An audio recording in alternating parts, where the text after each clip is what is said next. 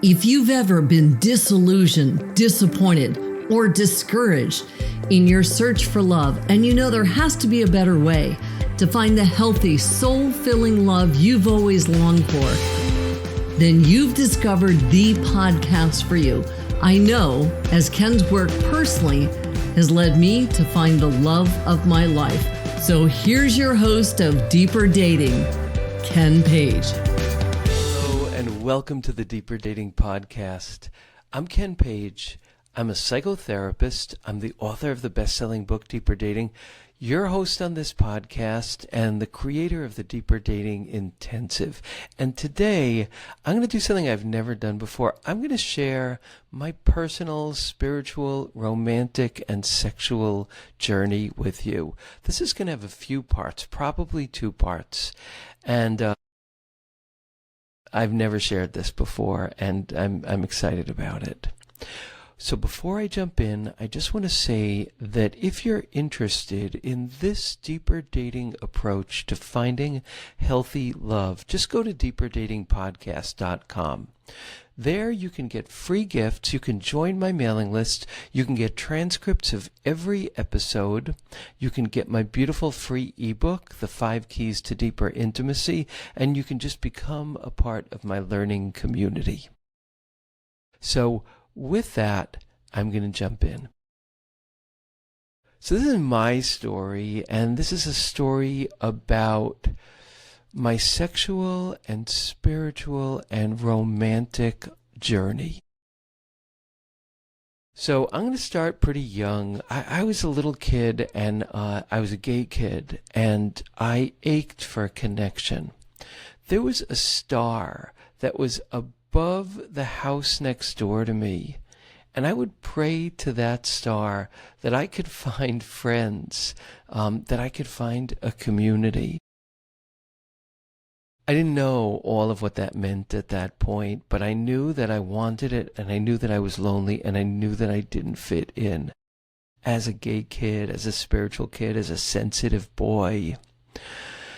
And I remember thinking, if I try hard enough, I could bring myself back to ancient Greece, and I could live in ancient Greece where there was room for gay people, and there was a sense of the erotic beauty of being gay as being a real thing, and there'd be a place for me. And I was little, so I really kind of thought if I try super, super hard, I could actually open my eyes and be back in ancient Greece, be in ancient Greece where there would be a place for me where I would be seen, where there could be love, where there could be sexuality, where there could be a world that had room for me.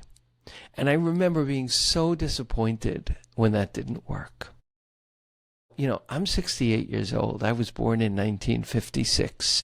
It was a different world then, and I grew up in a family of Holocaust survivors and who were amazing, amazing human beings, but had their own trauma and their own defenses, especially my dad, who was tough guy, tough guy, tough guy, motorcycles, dangerous dogs, hunting. He was a tough dude. He rode his motorcycle in a pit of lions on a dare. This was my dad. This is how he survived. It was not me. Anyway, I'm going to fast forward now to high school and finally finding my group of friends. And in this group of friends, there was a lot of connectedness, a lot of joy, and oh my God, so much emptiness. And that kind of craving mixed with emptiness was a hallmark of so much of my life. So there was a lot of drugs. There was some sex, not a ton, although a number of us were beginning to come out of the closet. There was a lot of drinking. There was a lot of kind of scratching the itch, trying to get what I wanted, and it was pretty empty, and it was pretty addictive. And at a certain point in this emptiness, I lost all my friends. The kind of ringleader of our group, who was very charismatic, decided that he did not want to be my friend anymore. He was my best friend. And this was so devastating to me. So I lost all my friends. That was really rough. And it was a kind of lost time for me. But it was a time that I started thinking about my spirituality, which had been an important part of my life since I was like 12 years old.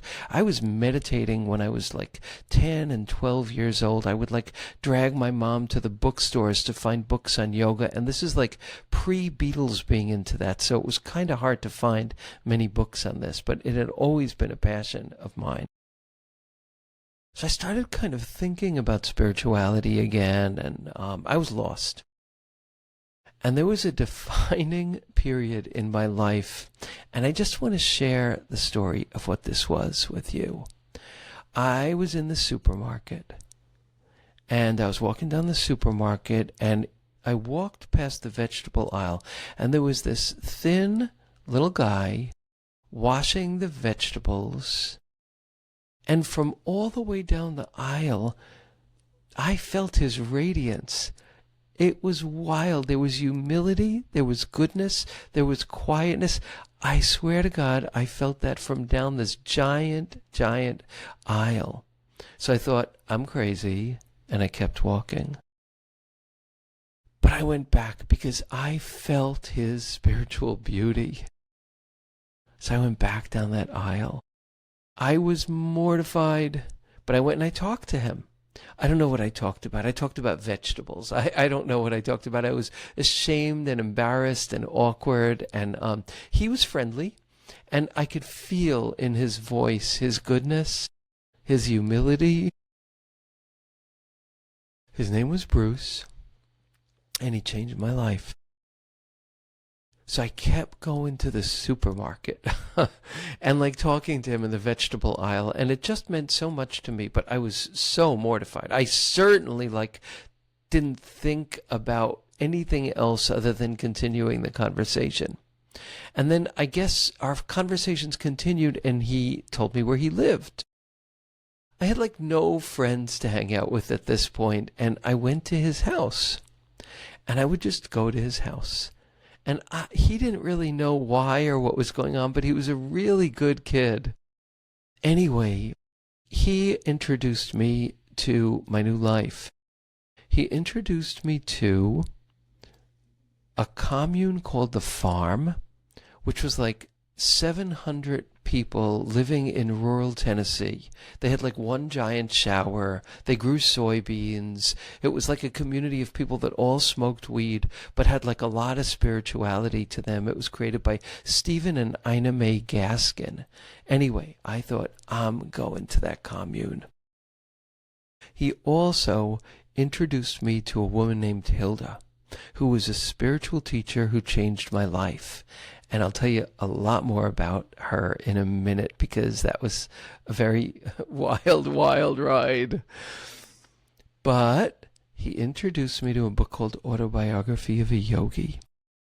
And the person who wrote that, whose name is Paramahansa Yogananda, this was 50 years ago, became my spiritual teacher. He had died a few years before I was born, but he was a very amazing, wonderful soul, a close friend of Mahatma Gandhi's, the first yogi to live in the United States for a very long period of time, and a great saint, and the author of Autobiography of a Yogi. Actually, Steve Jobs at his funeral gave everybody at the funeral as a gift a copy of Autobiography of a Yogi. Anyway, there's a picture of Yogananda taken 1 hour before he died, and his face is beaming with love and goodness.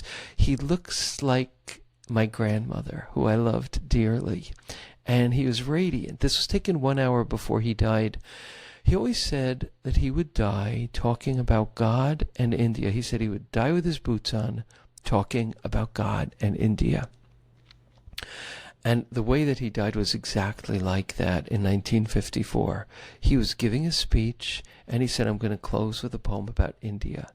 And he read this poem about God and India, finished it, closed his eyes, and sank to the floor. Anyway, this is his last smile, and this photo changed my life. Anyway, he became my teacher, and I began to study his meditation, and still to this day, 50 years later, study his meditations, and I'm on his path. But there's more to say about being gay and being on that path, but I will come back to that. He also introduced me to Hilda, who actually was a student of Yogananda's and lived in his ashram for many years ago. And Hilda then became my next teacher. So Bruce introduced me to all of this. Bruce also changed my life with an insight that led to my being able to find love. But that's not where we are now. We're me being like 17 or 18 and shy and in love and going to his house every day and just being completely mute, silent, like asking him some questions. And finally, one day, he said to me, Ken, I don't mind you coming, but like, you come here and we just kind of sit, and I just want to understand, like, why you come here. I blurted out the truth. I said, I love you. I didn't know what I was saying. Those are the words of my heart that I was moved to say. And he, great guy, wonderful soul, said, oh. And he opened his arms and hugged me. He didn't know I was gay at that point. I didn't know what I love you even meant at that point. But that's how he received me. And we continued to be friends for years. That changed my life. And so I went to find this woman, Hilda. And I went to her services. She gave services, I forget when, I think Thursday nights at St. Luke's in the Field in New York City. And I would go there, and she was a mystic. She was magical. She was beautiful. She was my first introduction to a God that I could really connect to, although I had a period in Israel where I felt deeply mystically connected to Judaism, and I came back wearing a yarmulke, and my teacher was someone named Shlomo Carlbach, and we would dance by the Western Wall, and I swear one night I saw his eyes kind of electric and on fire. So I had these introductions to God, and I felt so in love with spirituality, but just had no idea what to do with it in suburban Long Island. Anyway, Hilda was coming home to me. I learned how to meditate. I heard so much about Yogananda because she studied with him when he was alive and when she was younger. And she opened up my world to meditation. And it was a revelation. And I had left that emptiness and that loneliness and the drinking and the drugs, and I was in a new space. And she opened that up for me. One day, I had a dream of kind of very intense spiritual awakening.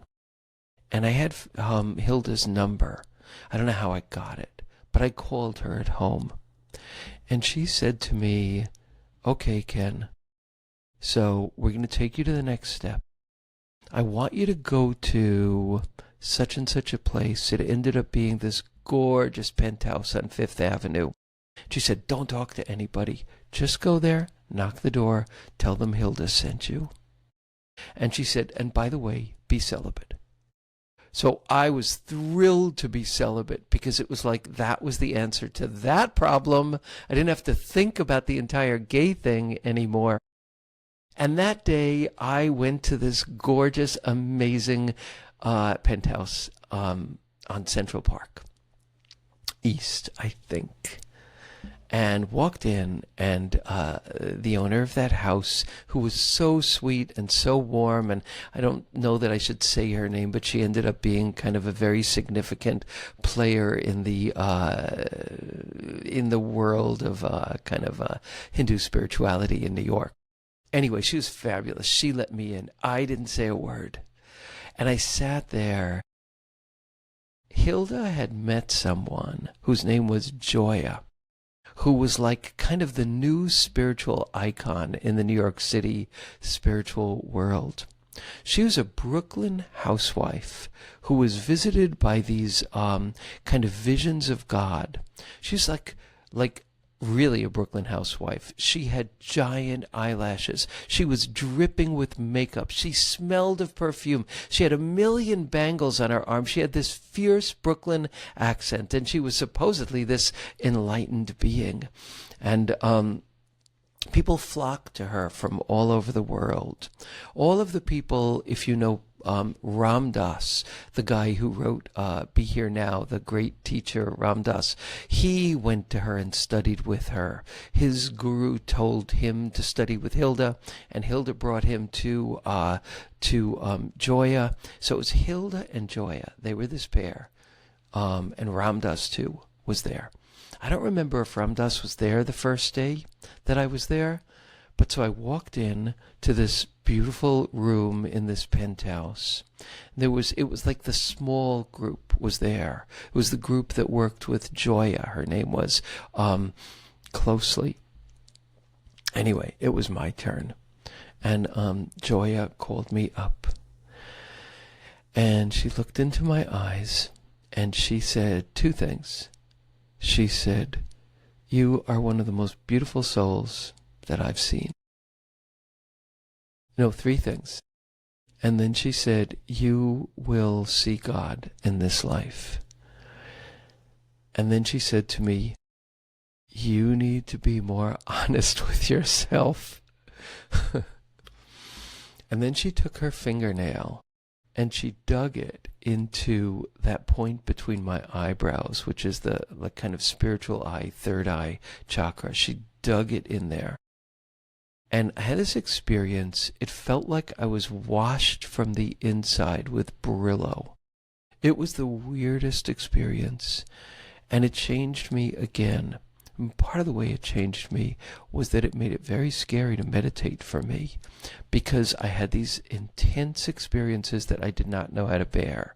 Sometimes I blacked out doing the intense breathing exercises she taught. Anyway, this gal blew me away and scared me, but it was the most amazing meeting. And then I continued to go. And she scared me, and she was really weird. She cursed all the time. People treated her like she was God. She would like just give this poetry would like come out of her of different things that were really, really amazing. But she would say crass things too. She would like talk about like the size of people's genitals. She'd talk about celibacy all the time. It turns out that she and Ram Dass were having sex while she was preaching celibacy. She was a lunatic. And I never felt safe with her. And she didn't like me, and I didn't like her. But I felt like I should adore her, and I felt like there was something wrong with me. So now I was in another environment where I was self-abandoning in these really powerful ways. I was scared to meditate. It freaked me out. She would scream in these meetings with hundreds of people, "Take of the Shakti, take of the spiritual power." And she would do these intense breathing exercises, and I would sometimes pass out. And then she would scream at me, "Ken, get up, take the power, take the power." And all I felt was like, oh my God, I am really pitiful. And I continued studying with them, and my spirituality got scarier and scarier. Meanwhile, things started falling apart. Oh, by the way, I brought my friend Bruce to see Joya. I was like, this is someone really special. You should meet him. And I said the same to Bruce. So I got him into that special class. He came out of it, and I still remember asking, "What did you think? What did you think of this, like, icon?" And he said, "Oh, I don't trust her.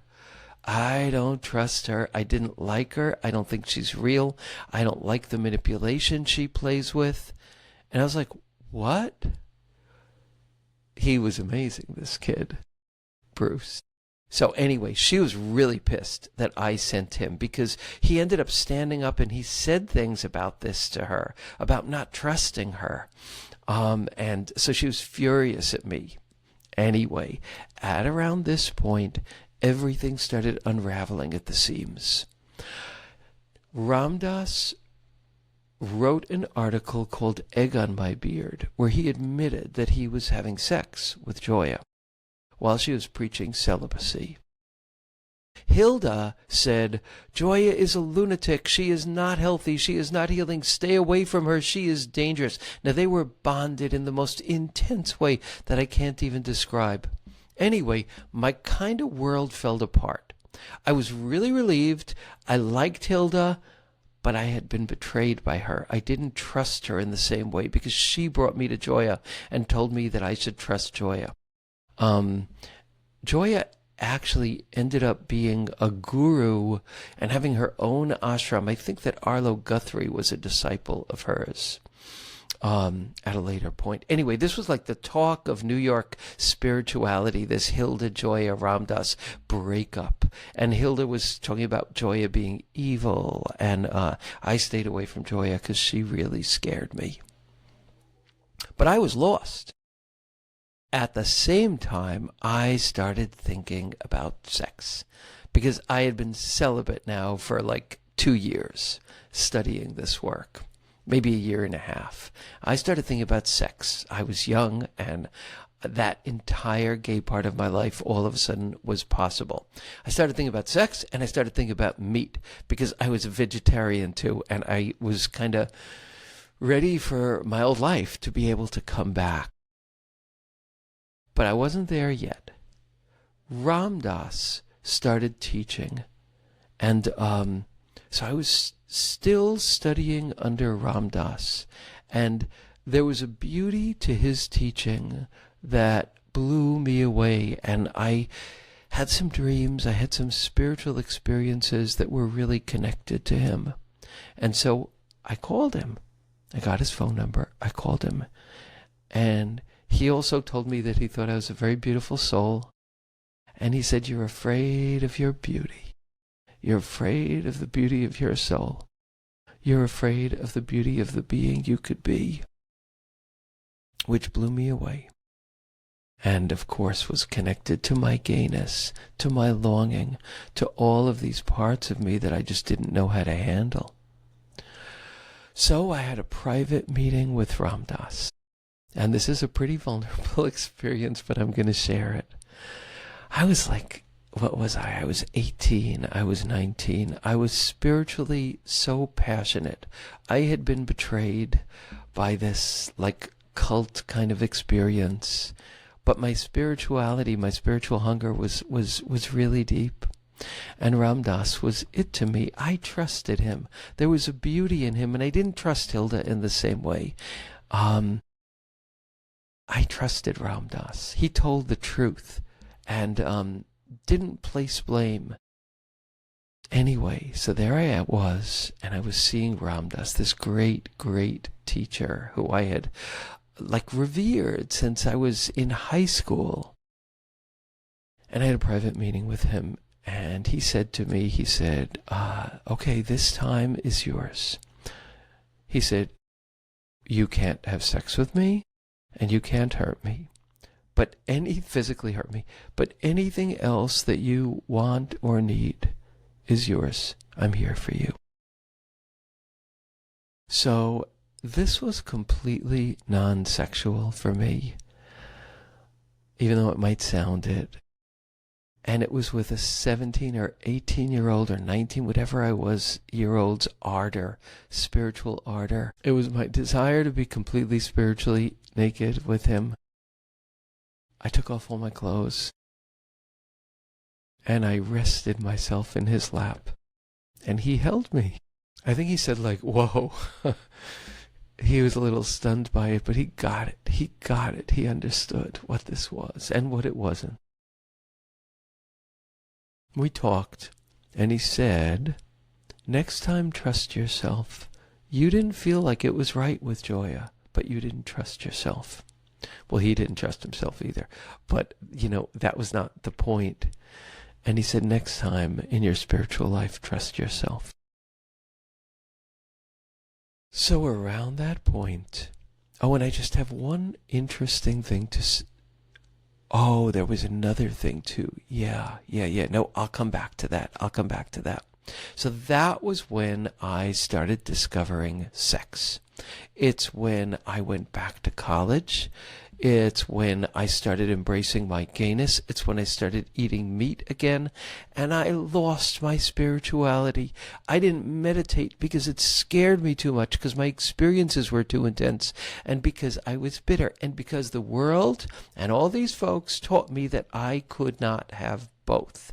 And it was time for sex, and it was time for gay love, and it was time for meat, and it was time for all these things. But I wasn't so happy with those pieces of my life, because I had my spiritual longings, but I had my longings for love, and I had my longings for sex, and I wanted love. And I was not going to get that in the celibate world. That was not just about celibacy, but there was like no room for gay in that. Although I gotta say, one thing about Joya is she always talked about gay people and the importance of gay people in any spiritual community. She was fabulous that way. She actually had parties just for the LGBTQ people, and I went to one and met a lot of the people who I had like read about and heard about, just like being wild at like gay parties. That was surprising. Anyway, I appreciated that one thing about her. I appreciated a number of things about her, actually. But so now it was time for me to enter into a world that allowed my sexuality. And that was the next step in my journey. And that involved the crazy gay world, a new kind of emptiness, another fierce kind of looking, but now looking for love, that led me to a lot of dead ends. And then a reclaiming of my spirituality and a finding love. But that's going to be in part 2 of these stories. For now, thank you for letting me share stories that I've never shared like this before. And I want to acknowledge everyone who's listening, who I thank you for listening to my story. And also I want to honor your places of ardor, your places of spiritual longing, your places of longing for love as well. A world that doesn't allow those pieces to come together, especially us LGBTQIA+ folks, where the world does not allow this. And God knows this government now, this administration is trying to shut down our freedom in so many ways as well.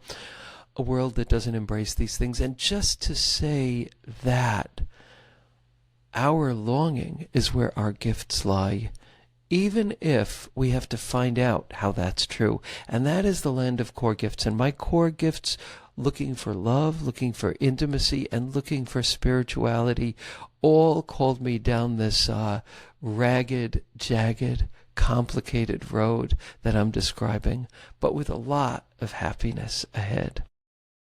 Thanks so much for listening to my story, and I'd love to hear your comments and your stories. And if you want to get my book, The 5 Keys to Deeper Intimacy, just go to deeperdatinggifts.com. You can get that there and learn more about the work that I teach.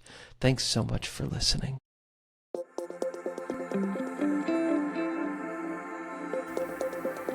And that's it for today's episode of Deeper Dating. Be sure to go to deeperdatingpodcast.com, as Ken has a few more gifts for you. Then join us on the next episode.